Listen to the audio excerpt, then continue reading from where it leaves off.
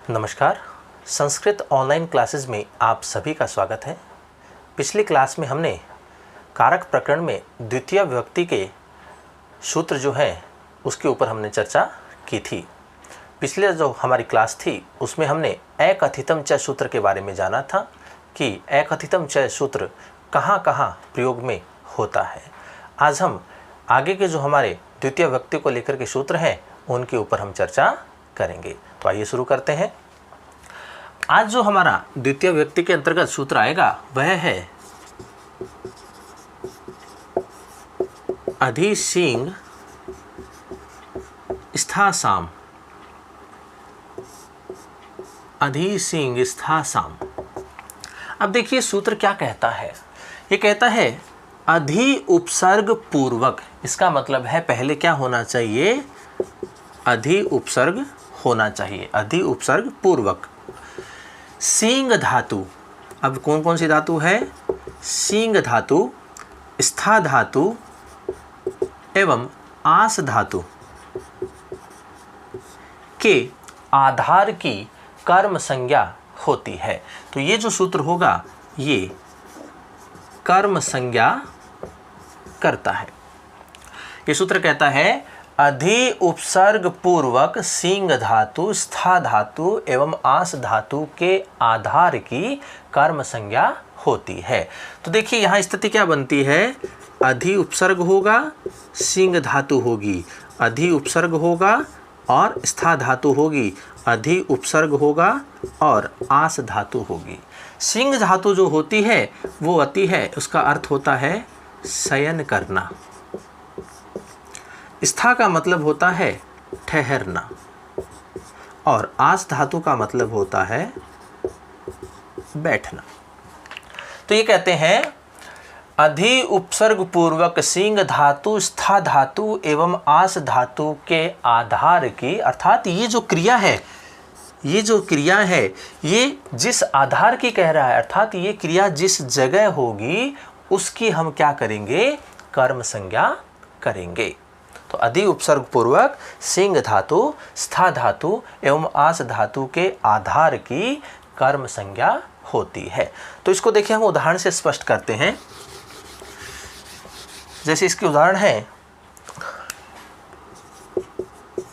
हरि वैकुंठम अधिशेते, और हम लिखे तो हरि वैकुंठम अधितिष्ठति,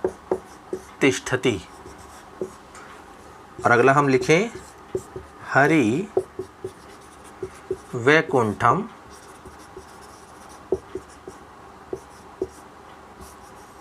अध्यास्ते। देखिए यहाँ अधि उपसर्ग है और सींग धातु है, अधि उपसर्ग है, स्था धातु है। स्था धातु मूल धातु है लेकिन उसका जो रूप चलता है वो तिष्ठ के रूप में चलता है, तो इसलिए अधितिष्ठति। और यहाँ अधि उपसर्ग है और आस धातु यहाँ पर है। तो ये कहता है कि अधि उपसर्ग पूर्वक सींग धातु यदि होती है तो उसके आधार की कर्म संज्ञा होती है। तो देखिए इसका जो अर्थ होता है इस वाक्य का ये है हरि वैकुंठ में शयन करते हैं, हरि वैकुंठ में शयन करते हैं। तो यहाँ शयन की जो क्रिया है, शयन करने का जो काम है वो कहाँ हो रहा है, वैकुंठ में हो रहा है। तो इसका मतलब हुआ इसकी क्रिया का आधार कौन बना, वैकुंठ बना। इसी प्रकार देखिए हरि वैकुंठ में ठहरते हैं, हरि वैकुंठ में ठहरते हैं। तो ठहरने का काम कहाँ हो रहा है, वैकुंठ में हो रहा है, इसलिए ये इसका आधार हुआ। अभी इसका अर्थ होता है हरि वैकुंठ में बैठते हैं। तो यहाँ बैठने का काम कहाँ हो रहा है, वैकुंठ में हो रहा है, तो यहाँ इसका आधार कौन बना, वैकुंठ बना। तो ये जो सूत्र कहता है अधि उपसर्ग पूर्वक सींग धातु, स्था धातु और आस धातु के आधार की कर्म संज्ञा होती है। तो यहाँ जो कर्म संज्ञा होगी किसकी होगी, वैकुंठ की होगी। तो हमारे पास कर्म संज्ञक शब्द कौन सा है, वैकुंठ है। अब इस सूत्र की सहायता से क्या होगी, केवल कर्म संज्ञा होगी। हमने एक सूत्र पढ़ा था कर्मणि द्वितीया। इस सूत्र की सहायता से क्या होगा कि जिसकी कर्म संज्ञा होती है उसमें द्वितीया विभक्ति होती है। तो इस सूत्र की सहायता से वैकुंठ शब्द में हम क्या कर देंगे, द्वितीया विभक्ति करेंगे। और द्वितीया विभक्ति करने पर हमारे सामने को क्या शब्द आएगा, वैकुंठम आएगा। तो इस प्रकार से यहाँ जो शब्द है वैकुंठम, वैकुंठम और वैकुंठम, तो इन तीनों में क्या है, इस सूत्र की सहायता से कर्म संज्ञा होती है और कर्मणि द्वितीया सूत्र की सहायता से द्वितीया विभक्ति होकर के वैकुंठम शब्द बनता है। तो ये सूत्र हुआ हमारा अधि सिंग स्था साम। अधि उपसर्ग पूर्वक सिंग धातु, स्था धातु एवं आस धातु के आधार की कर्म संज्ञा होती है। ये देखिए अगला देखिए, द्वितीय विभक्ति के अंतर्गत ही आएगा। अगला जो सूत्र है हमारा वो है उपान वध्यांग वश है। उपान वध्यांग वश है। अब देखिए ये सूत्र क्या कहता है, ये कहता है उप, अनु, अधि और आंग उपसर्ग पूर्वक वस धातु के आधार की कर्म संज्ञा होती है। अब ये कहता है कि हमारे पास धातु तो क्या रहेगी, वस धातु रहेगी, लेकिन इससे पहले क्या होगा, उप उपसर्ग हो सकता है या फिर अनु उपसर्ग होगा या फिर अधि उपसर्ग हो या फिर क्या हो, आंग उपसर्ग, जिसमें शेष क्या रहता है, आशेष रहता है। तो ये जो सूत्र है ये कहता है उप, अनु, अधि और आंग उपसर्ग पूर्वक वस धातु के आधार की कर्म संज्ञा होती है।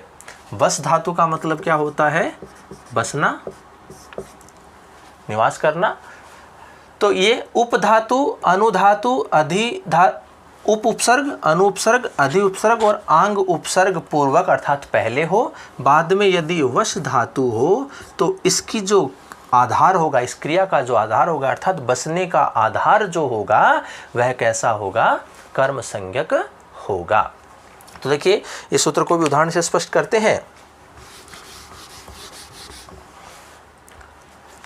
जैसे है हरिः वैकुंठम उपवस्ति। इसी प्रकार हम लिखें हरिः वैकुंठम अनुवस्ति।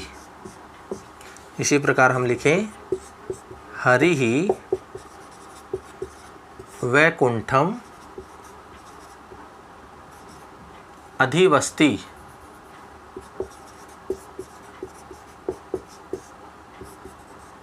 और इसी प्रकार लिखें हरिः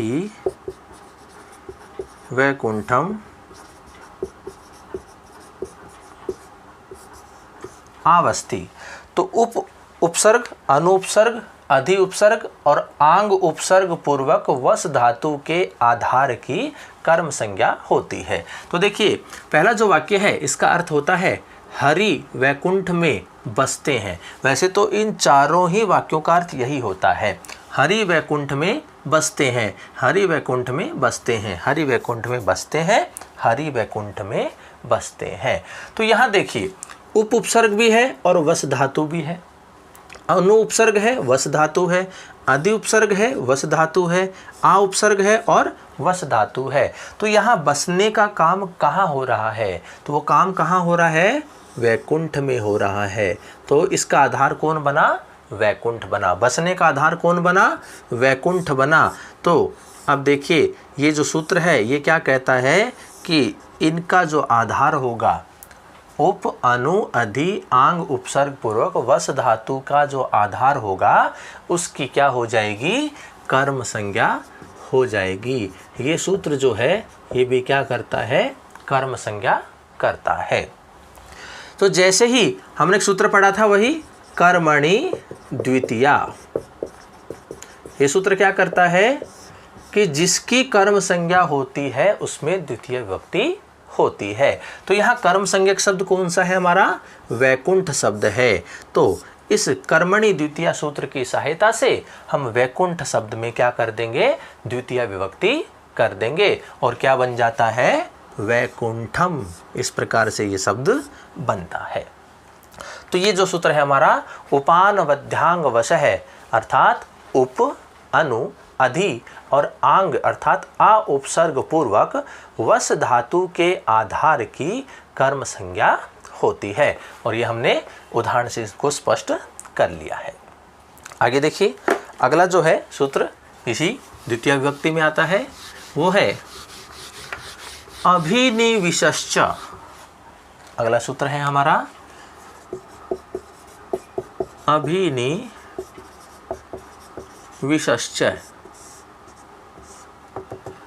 ये सूत्र क्या कहता है? देखिए, अभि एवं नि उपसर्ग पूर्वक विष धातु के आधार की कर्म संज्ञा होती है। अब यहाँ स्थिति है, देखिए दो उपसर्ग एक साथ है। अब देखिए इसको हम इसी क्रम में यदि होती है स्थिति, पहले क्या हो? अभि उपसर्ग हो, फिर क्या हो? नि उपसर्ग हो और अंत में क्या हो? विष धातु हो। अगर ये तीनों इसी क्रम में हो और इसी क्रम का हम शब्द लेते हैं संघात रूप, कहते हैं अभि और नि उपसर्ग पूर्वक अर्थात संघात रूप में हो तो विष धातु के आधार की कर्म संज्ञा होती है। तो हमें ये चीज़ देखनी होगी, पहले हमें अभि उपसर्ग मिले, उसके तुरंत बाद हमें नि उपसर्ग मिले और उसके साथ में विष धातु यदि जुड़ी होती है तो इसका जो आधार होगा वह क्या होगा? कर्म संज्ञक होता है। तो देखिए इसको भी उदाहरण से स्पष्ट करते हैं। इसका उदाहरण आता है अभिनि विष्टे सन्मार्गम। अभिनिविष्टे सन्मार्गम। देखिए विष धातु का मतलब है किसी कार्य में लगना। तो देखिए ये कहता है अभिनिविष्टे सन्मार्गम, सन्मार्ग में लगता है, अच्छे मार्ग में लगता है। तो यहाँ पर किस कार्य में वह जुड़ रहा है, किस कार्य में लग रहा है, किस में जुड़ रहा है वह? तो वह अच्छे मार्ग के लिए है। तो यह देखिए यहाँ संघात रूप भी हमारे पास अभि उपसर्ग है, नि उपसर्ग है और विष धातु का योग भी है। तो इसलिए इसका जो आधार बनता है तो ये कार्य किस में लग रहा है? सन्मार्ग में लग रहा है, अच्छे मार्ग में लग रहा है, अच्छे कार्यों में लग रहा है, इसलिए ये इसका आधार बनता है। तो इस सूत्र की सहायता से अभिनिविशश्च, इस सूत्र की सहायता से क्या हो जाएगा? उसके आधार की कर्म संज्ञा हो जाएगी। और जैसे ही कर्म संज्ञा होती है कर्मणि द्वितीया सूत्र की सहायता से द्वितीय विभक्ति होती है। और जैसे द्वितीय विभक्ति होगी तो हमारे पास शब्द क्या बन जाएगा? सन्मार्गम। इस प्रकार से यह शब्द बनता है। तो ये था हमारा अभिनिविशश्च। अगला जो हमारा सूत्र आता है वो है अंतरांतरेण युक्ते। अगला सूत्र देखिए द्वितीय विभक्ति के अंतर्गत ही है अंतरांतरेण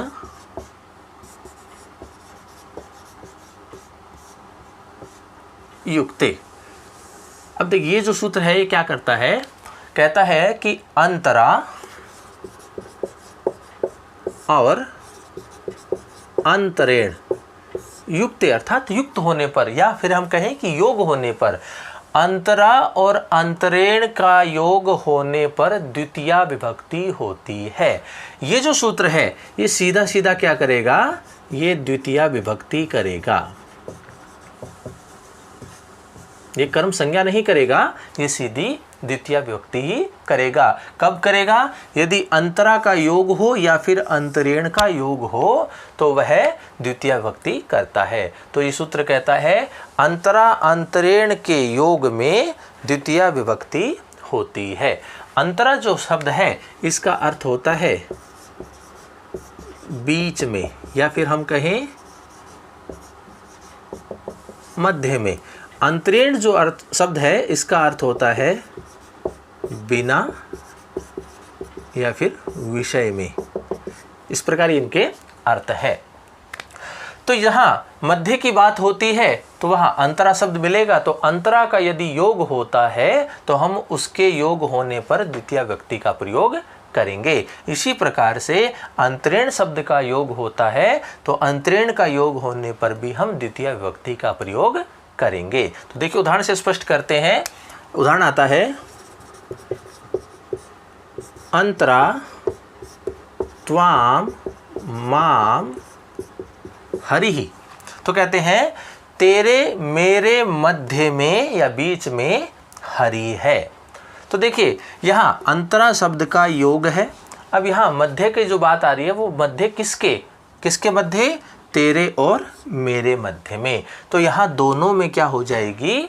द्वितीय विभक्ति का प्रयोग हम इसमें करेंगे। तो यहाँ देखिए त्वाम हमने किया है, तो यहाँ द्वितीय विभक्ति एक वचन है, और यहाँ माम है अर्थात इसमें भी द्वितीय विभक्ति एक वचन है। किसकी वजह से हुआ? ये अंतरा की वजह से हुआ। तो अंतरा का योग यदि होता है वाक्य में, तो उसके संदर्भ में हम क्या करेंगे? द्वितीय विभक्ति का प्रयोग करेंगे। तेरे मेरे मध्य में हरि है, तो यहाँ किसके मध्य में है? तेरे और मेरे। इसलिए इन दोनों शब्दों में हम क्या करेंगे? द्वितीय विभक्ति का प्रयोग करेंगे। इसी प्रकार अंतरेण का देखिए, अंतरेण हरिम न सुखम। अंतरेण हरिम न सुखम। हरि के बिना सुख नहीं है। हरि के बिना सुख नहीं है। किसके बिना? हरि के बिना। तो यहाँ देखिए अंतरेण का योग है, तो किसके बिना सुख नहीं है? हरि के बिना सुख नहीं है। इसलिए हरि जो वाचक शब्द है इसमें हम द्वितीय विभक्ति का प्रयोग करेंगे। तो यहाँ अंतरेण का योग होने पर हरि शब्द में हमने द्वितीय विभक्ति का प्रयोग किया है। यहाँ अंतरा का योग होने पर त्वाम और माम दोनों शब्दों में द्वितीय विभक्ति का प्रयोग किया है। तो ये सूत्र है हमारा अंतरांतरेण युक्ते। अंतरा और अंतरेण शब्दों के योग में द्वितीय विभक्ति का प्रयोग किया जाता है। तो इस प्रकार से हमने द्वितीय विभक्ति के कुछ सूत्रों के ऊपर चर्चा की है। आज की क्लास में इतना ही। आगे के जो सूत्र हैं द्वितीय विभक्ति के वो हम अगली क्लास में करेंगे। अभी के लिए धन्यवाद।